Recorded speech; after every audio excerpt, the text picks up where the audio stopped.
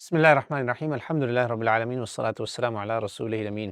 یہ شادی کے اوپر ہماری جو سٹریم تھی، شادی رسمیں اور قسمیں، اس کے سلسلے میں سوالات تھے۔ ایک بڑا ہی اچھا سوال آیا ہوا ہے، وہ سٹریم تو بہت پہلے ہوئی، یہ سوال بہت اچھا ہے، دیکھ لیجیے، رہ گئے تھے اس وقت۔ ایک آئیڈیل شادی کیسی ہونی چاہیے؟ اسلام میں نکاح کے کیا فرائض ہیں؟ وہ چیزیں بتائیں جن کے بنا نکاح نہیں مانا جائے گا۔ اس پر آپ وہ والا جو میرا کوسچن تھا نا، میں نے اس میں آنسر کیا تھا، جو تھا ماں باپ والا، کہ کیا والدین پہ یہ فرض ہے کہ وہ بچوں سے پوچھیں۔ وہاں میں نے بہت تفصیل سے ذکر کیا، میں مختصراً بتا دیتا ہوں۔ نکاح جو ہوتا ہے نا، نکاح جس کے بنا نہیں ہوتا، وہ دو تین چیزیں ہی ہیں۔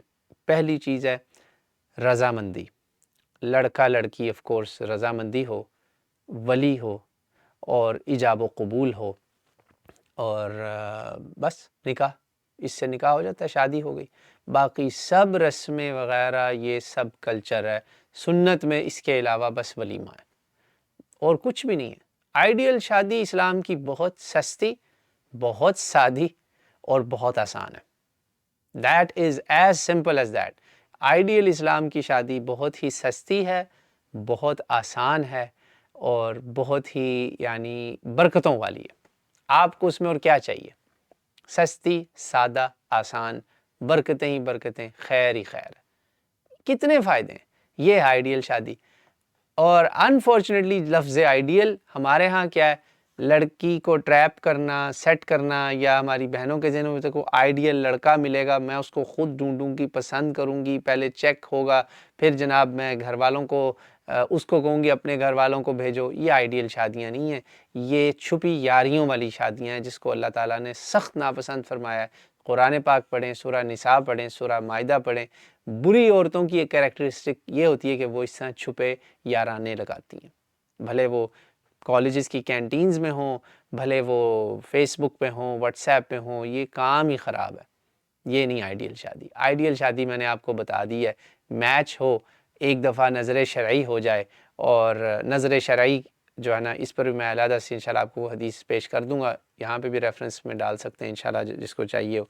اس سے زیادہ اور کچھ نہیں ہے، سمپل ایز دیٹ۔ تھوڑا سا بیک گراؤنڈ چیک کر لیں، ان کا بھی اپنا بھی کروا لیں، رشتہ دار جو ہیں وہ اکثر باتیں جانتے ہی ہوتے ہیں، تو آپ تھوڑی سی انویسٹیگیشن کر لیں، تھوڑی سی کر لیں، ادھر سے ان کے ماں باپ کریں، ادھر سے ان کے ماں باپ کر لیں، but again don't rely on here سے۔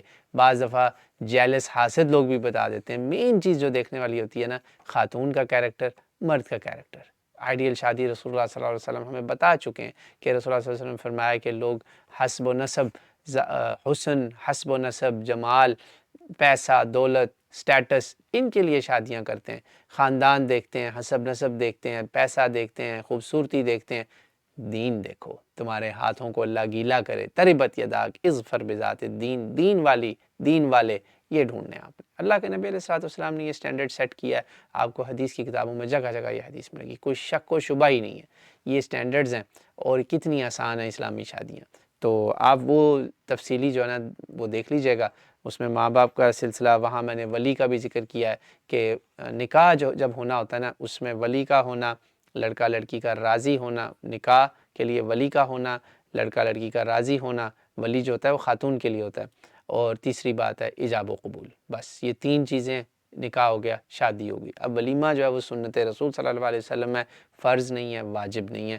کر سکیں بہت اچھی بات ہے، نہ کر سکیں کوئی مسئلہ نہیں، پھر بھی حلال ہی ہیں آپ ایک دوسرے کے لیے۔